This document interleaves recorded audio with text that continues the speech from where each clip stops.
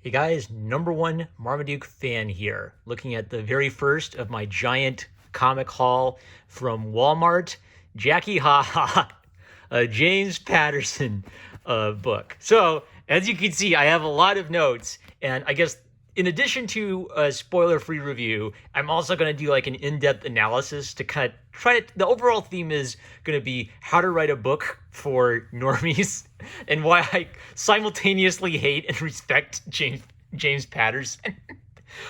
All right, so let's talk about James Patterson. So, if you haven't noticed yet, anytime you go into a Target or a Walmart or an airport, there's almost guaranteed to be a book with James Patterson's name on it, whether he did anything to write the book or not. I would describe him as a producer of great selling books. He understands that there's always going to be like a target audience for people browsing Walmart and who are bored at the airport. And if you can make a certain type of book, people who are bored will buy it and will read it. So as a businessman, I really respect James Patterson for kind of figuring out the magic formula of how to appeal to normies, and he dips into a lot of different genres. So James Patterson will produce manga, and when he produces a manga, he actually gets an artist with an authentic manga style to appeal to people who actually like manga.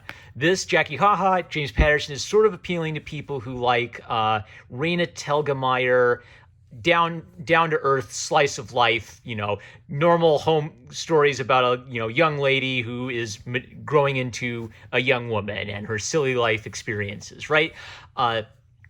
Couple stories about James Patterson. One time I'm walking in Target, and 1 month after Jeffrey Epstein's highly suspicious suicide, James Patterson had a book titled something like The Epstein Conspiracy. Now, do you really believe that the day after Jeffrey Epstein didn't kill himself, that James Patterson sat down and researched and banged out a thorough book on the life and evil doings of Jeffrey Epstein? Or do you think more likely that James Patterson basically had a team of people put that together for him, and then he puts his name on it, and that sells books? The other story I've got is I had a classmate who actually competed in a contest to pitch your graphic novel to James Patterson, and then if you won, he would present it in like a series called James Patterson Presents. My friend did pretty well. I think my friend got all the way to like the semifinals, like right up to the cutoff point where he would actually publish it, but he would still like,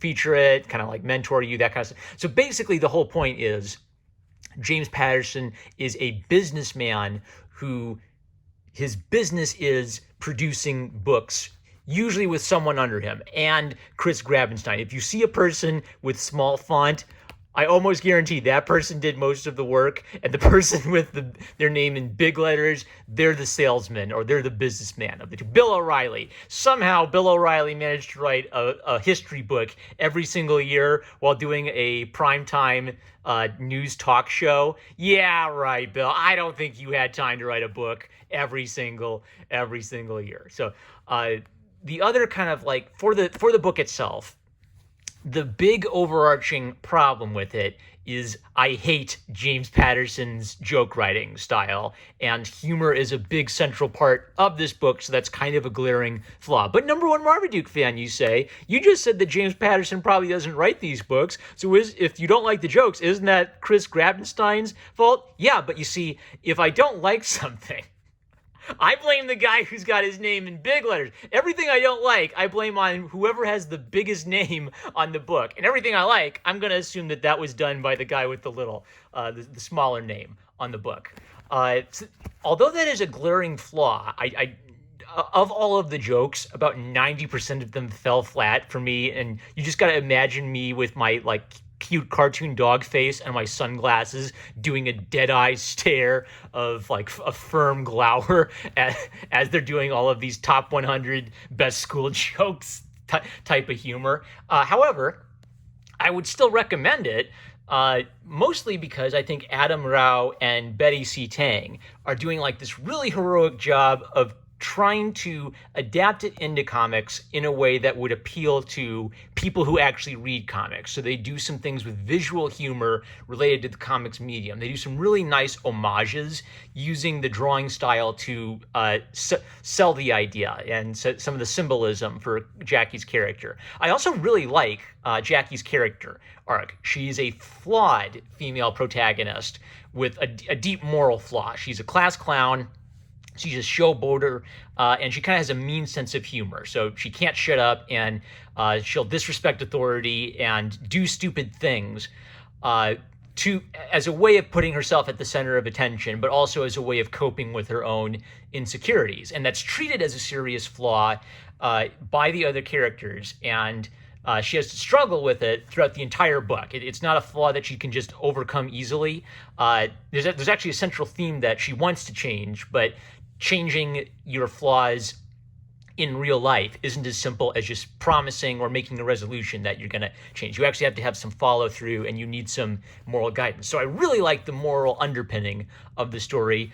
I don't like most of the humor. A kid who hasn't heard a lot of these jokes might get a kick out of more of these jokes if it's their first time hearing them. Like if you've ever seen like the famous meme where the teacher says find X and the smart aleck kid just circled the letter X and pointed an arrow at it and said here it is, right? Like he literally uses that joke. So I don't think that's funny because I've seen that meme 100 times on my timeline before. But if you're a kid and you've never seen that, it might fly.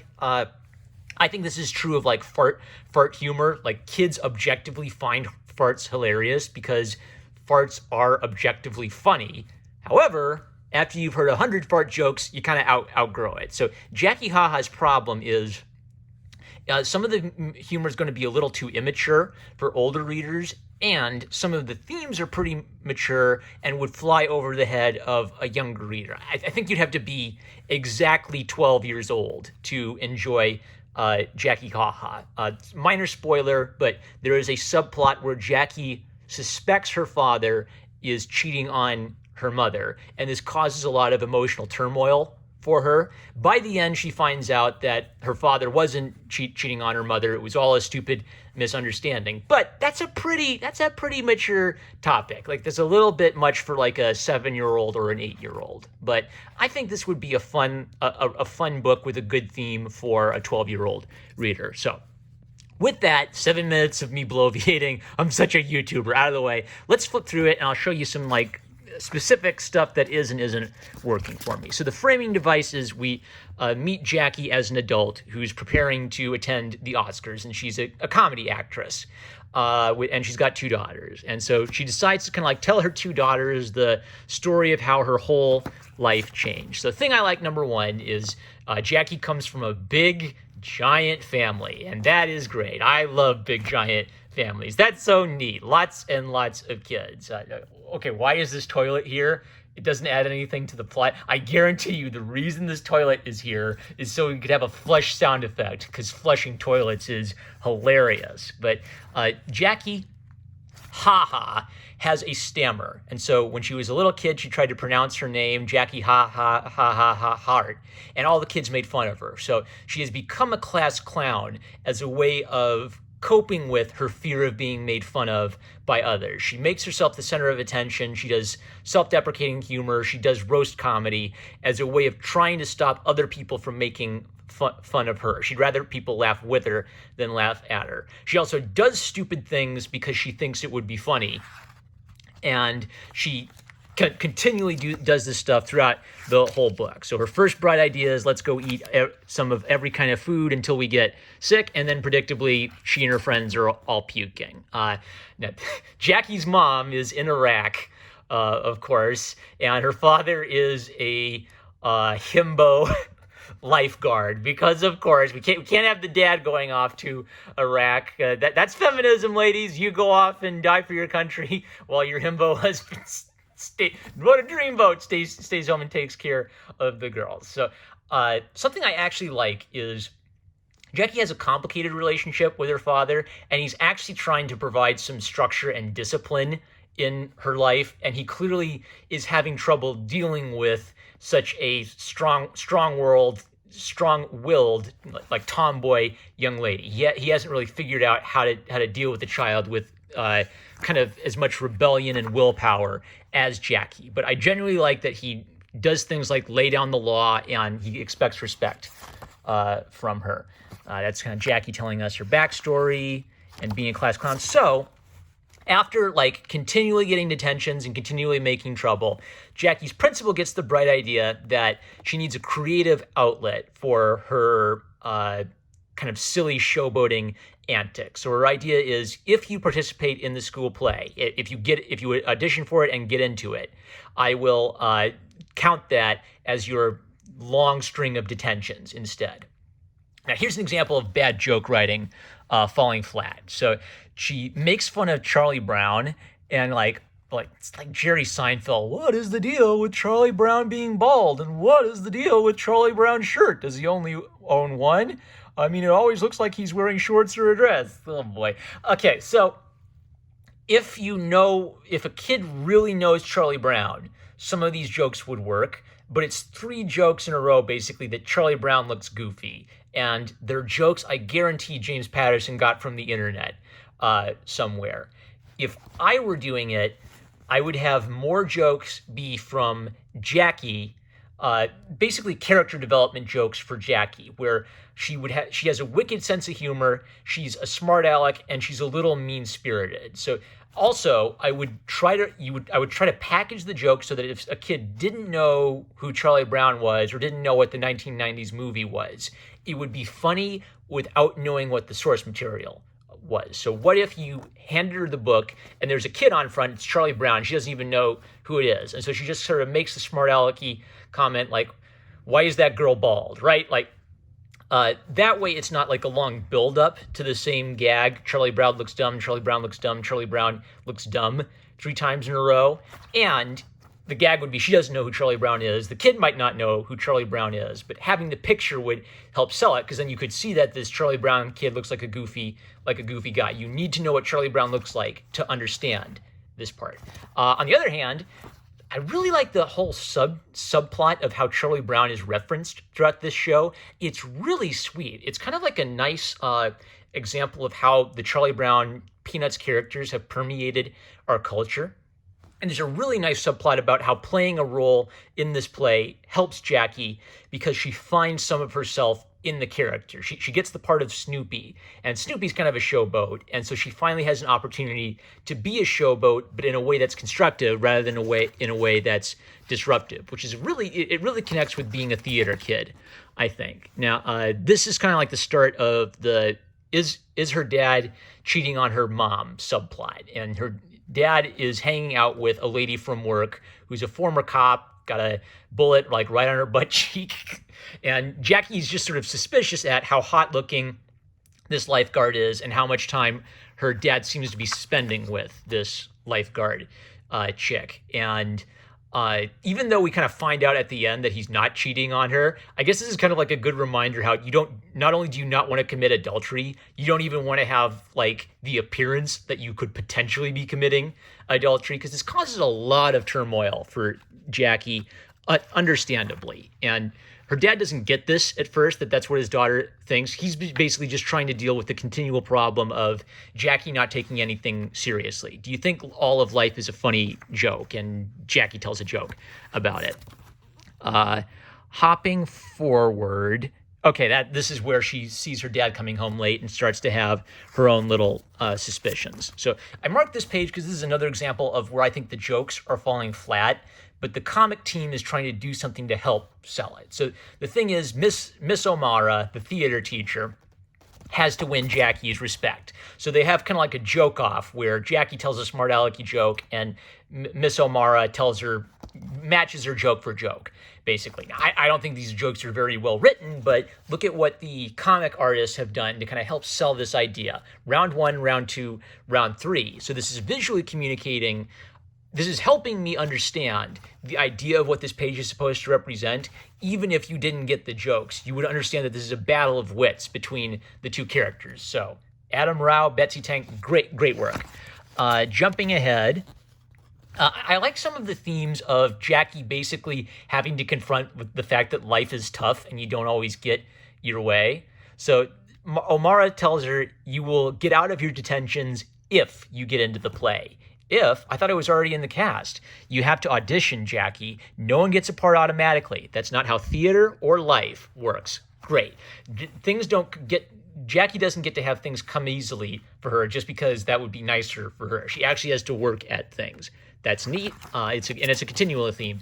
Okay, I marked this because here's Jacky kind of like auditioning for the role of Snoopy and getting into the role. And the comic artists have even kind of referenced Charles Schultz's drawing style for her dancing as Snoopy. Excellent little visual connection. She's becoming Snoopy as she's performing for theater. The artists draw her in a more Snoopy-like style to represent that symbolically. That's really brilliant. Jumping ahead. All right, there's like a girl who's a Karen, and I know that a Karen is supposed to be middle-aged. There's some internet slang for a Karen who's a little kid, like Becky or something, but you know what? I don't even care. I think her name is like Mary or Beth or something. I don't even care. She's Karen, right? She's the mean blonde cheerleader type, and she's there to be a nasty villain for the heroes to overcome. So Jacky's best friend is Meredith. Okay, it's time for us to talk about woke and problematic glasses, because I kind of had like a giant galaxy brain moment while reading this. So I've talked about SJW politics and stories a lot on this channel, and I've also talked about how I'm tired of anti-SJW YouTube because I feel like it's all repetitive. It's all the same points about how SJW stories are lame over and over again.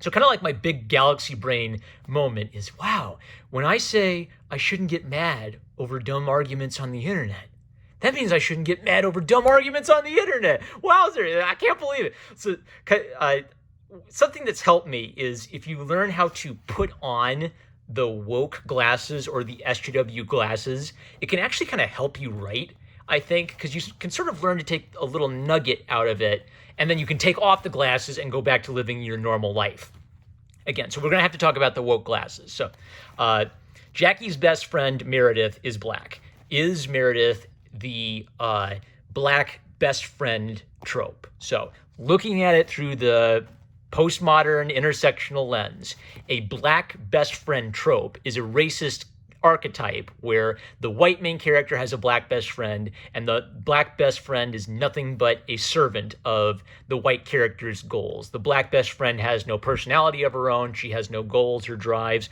All she's there for is to serve a role in the story for a white character.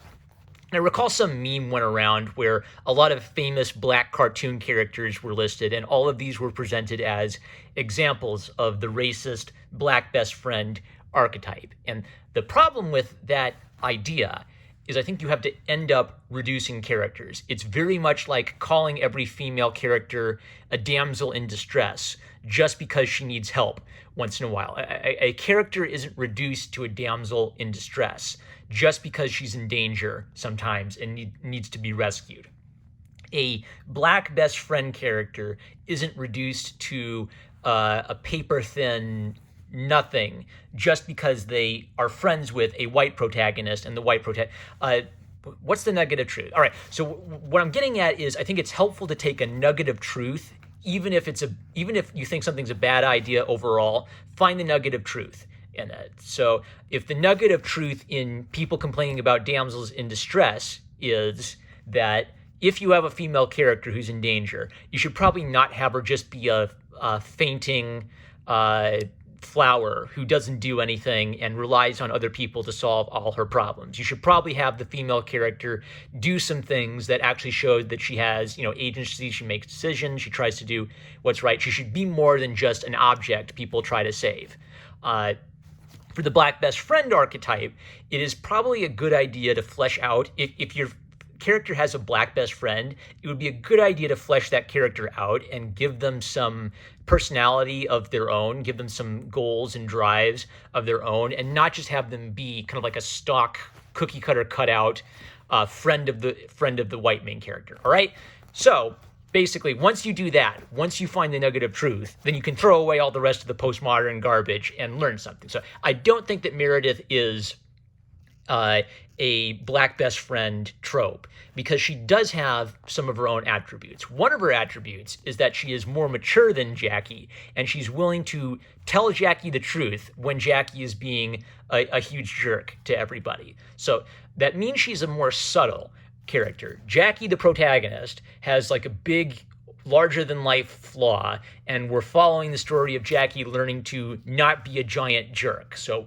that's our primary character. That's the person who's being developed. Meredith doesn't go on like a big journey. She doesn't like change or learn something throughout the course of the story, but by being a more mature type of person, she is contributing something to the story, in that she's kind of contributing a better model of behavior to Jacky. And I think that's a valid type of character. It's completely valid to have a character who is just more mature or has her life worked out better than the protagonist. Basically, what's the word for it? It's understandable if a protagonist has a major flaw, because we're following them and we're rooting for them to overcome their flaw. But the character who is older, wiser, and more mature has a very valuable role to play in that kind of story. And I think it's unfair to kind of reduce one of these characters to just, that's the black best friend trope. So that being said, there's kind of like a cringy, like, racism is bad scene where Karen makes fun of Meredith for being black, and kind of makes the point that, well, how's she going to play Lucy in the play if Linus is white? That doesn't make any sense. And Karen has a couple nasty comments about that. So then Jacky reacts by getting up and telling off Karen with some sick burns. I didn't like this scene too much because it makes Meredith feel a little simpy. Like, Meredith says, it's okay, I'm used to it, and is trying to not dignify it with a response, which is a valid strategy. And then Jacky is putting the woke lenses back on again. Jacky is being a white savior and rushing to her friend's defense. I would have appreciated it if you're going to do racism, be prepared to like treat that topic seriously, and don't treat it incidentally. Like, I would either have appreciated maybe seeing Meredith say, when I ignore her, I'm doing that on purpose because I'm not dignifying her with a response. Or if there was a thing where Jacky wanted to stick up for Meredith, like have the two of them talk about it or debate it out. I would have appreciated getting to see a little bit more of Meredith, basically. All right, hopping ahead. All right, they go to church. I like that. It's a giant, big old Hispanic family. They go to church. That's pretty neat. Jacky gets a crush on the cute boy in the school play. I like this. Okay, so the cute boy is the giant panel, see, filling the page. And then Meredith is kind of like peeping out from behind it, trying to get Jacky's attention. So visually, this is connecting with the idea that all of her eyes are on the cute boy, and she's barely paying attention to her friend, represented by her friend poking her head out behind the panel. That's great comic composition work. Again, the theme of Jacky needing to buckle down is restated continually. She's the last one to have her lines memorized. Her teacher basically gives her like a hard talking to, where I don't want excuses. I don't want to hear about what was going on in your life. I want you to go home and work on it and do a better job for the sake of all the other people in the show. I don't want you to let them down. Jacky pulls some mean pranks on people because she has a hard time getting close to people, and pulling mean pranks is kind of her way of pushing away people because she's scared of them getting close to her. And Meredith calls her out on her nonsense. Like, did you apologize to him yet? Not yet, but I will. Why do you do it? Good. That Meredith being a more mature counterweight to Jay. So Jacky being stupid again. Jacky likes to climb up high and vow to the sky that she will do a better job. The first time she does this, she doesn't get caught, and she instantly goes back on her promise, and she finds out it's not as easy to keep her resolution. The second time she does this, she gets caught. Everybody thinks that nobody knows what she's doing. They think she's going to kill herself. Her dad is completely furious at her, and she deserves it because she's being stupid. But the difficult relationship with her father is that Jacky knows she's got a problem and she's trying to work it out. She's still an idiot, so she doesn't know how to fix her problem. And her dad, in trying to discipline her, does basically like the worst thing he could do. He tells her, I don't want you participating in the school play, and I don't want you participating in speech team, when those are exactly the things that have been helping Jacky learn what she needs to learn to stop being a moron, basically. And there's also a subtext that her dad might be might not have any confidence in her. He might be afraid that if she gives a speech, she'll stammer and she'll embarrass him. And this is making Jacky wonder, like, does my father have absolutely no confidence in me? Which is that's a really crippling thing. She kind of needs her father to tell her, to exhort her to do what's right, and not just tell her not to do what's wrong. And this is boiling up inside of her. There was a subplot I didn't like where her teacher tells her, well, who cares what your dad says? You're the one who makes the decision. And I didn't like this. I didn't like this because the teacher is basically undermining her father's authority at a point where Jacky is in a battle of wills with her father. But I did like this. So Jacky goes and tells her father that she intends to do her part in the school play and give her performance, and she talks it through with her father to make him understand what she's trying to say. So she's a character who has a stammer. She is a character who has a difficult time expressing herself. She has to be honest and articulate why she is doing this to her father so that he understands the importance of it. And we can tell that her father's problem is he's trying to discipline her, but he doesn't know how to discipline her. He hasn't figured out how to discipline her and how to provide guidance to her yet. But she reaches through to him and he says, okay, if it's that important to you, you have my permission to do it. So I did appreciate that she goes and gets her father's permission to do this. So she does the school play and she gives her forensics talk, and her mom comes home from Iraq to listen to her talk. I marked this because this is like the most normie moment ever. So the entire time they've been coded as a Catholic Spanish family, right? Like they're going to the big oversized church. And then in her speech, she says, I've been talking to God, asking him or her to help my mother as well. Like, pick a lane. The reason this is annoying to me is this is the most normie thing ever. It's moral therapeutic deism.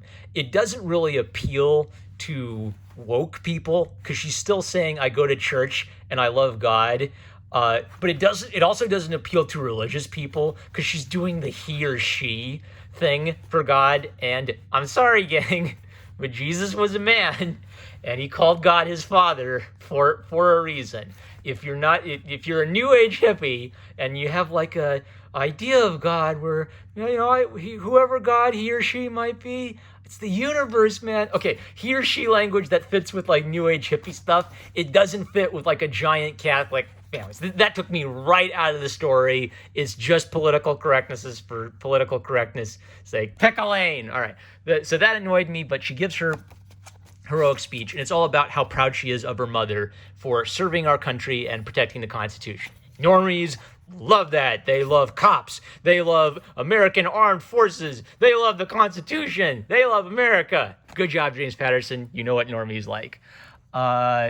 She does the speech. She does the play. She does a great job. She comes into her own, and she finds out that she was wrong about her father, and she needs to apologize to her father for falsely accusing him. And jumping forward to today, her life is great. She's an actress. Her friend is a professional singer. She's a proud mom. Good for her. She made it. All right. So 28 minutes. Wow. I told you there was a lot of content. So what have we learned today? This is a Walmart book. I got it specifically because it was a Walmart book, and I kind of want to get a feel for what the Walmart audience is. A down-to-earth story about a young lady, about 12 years old, growing up into maturity. It nails the moral journey of her identifying her flaw and learning character traits that she needs to overcome her flaw. I love things like the relation of Jacky's flaw to like even her name and her insecurities. I didn't mention this, but I even kind of like the parallelism that the villain of the story, the Karen, also had a mean sense of humor. So there was kind of like this nice parallel where the villain has a mean sense of humor and Jacky has a somewhat mean sense of humor, but she's working on trying to fix that. I don't like the overall comedy. I'd say about 10% of the jokes I think are actually funny. About 50% of the jokes are ripped off from the internet, so that I think a kid might get a kick out of them. And then 50% of them are like really bad pop culture reference types of jokes. So that's a pretty big flaw for a humor related book. I would still overall give it a recommendation for a reader who is mature enough to understand that this is a flawed character and you're not supposed to imitate her behaviors, but also kind of like young enough at heart that they'll get a kick out of silly school antics and pranks. Very good. Yeah. So I understand why normies would buy this. That's it. I'm no more Marmaduke fan. I love you guys. Anytime you read a James Patterson book, I just want you to imagine James Patterson rubbing his hands together maniacally in the background and laughing, saying, "Yes, yes, this is what the normies love. I'm James Patterson and I'm so rich and I have 1 billion New York Times best-selling books."